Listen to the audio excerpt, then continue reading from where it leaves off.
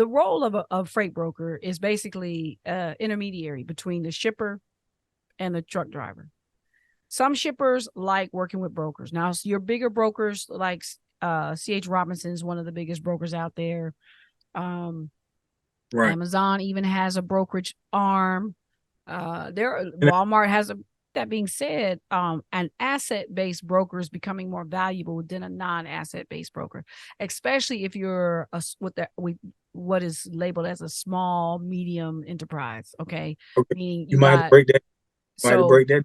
so Went over C.H. somebody. Robinson, yeah, I know, right? So C.H. Robinson is a non-asset based broker for the most part, but they're big enough to stand their ground. Now, they've probably started to acquire or develop partnerships so that they can establish trust and certainty and be able to evaluate capacity and do capacity projections. Okay, they need to have those answers for their shippers in order to provide them with quality service. That would be their competitive advantage. All right, now myself being a small medium-sized enterprise, an SME, I don't have any assets. It would be advantageous for me to get assets. In other words, to either acquire a company or a truck so that I can now come to the table with assets as opposed to saying I'm borrowing somebody else's time and assets, because you have that conflict. Like I said before, you want 5 different load boards. I call you with a load for say 2,000. Somebody else call you with a load for 3,000. You going to 3,000. Now I'm floating around, okay, trying to find somebody to cover for me. But if I have my own asset, all I got to do is call my asset and say, go pick up this load because you work for me. You're my asset. You're my driver. You work under my company.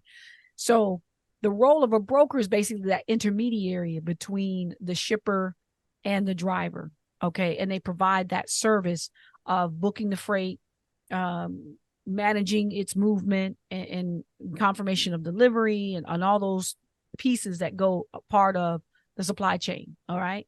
So a truck driver that is teaming up with a broker is basically partnering with a broker to help that broker be their sales rep.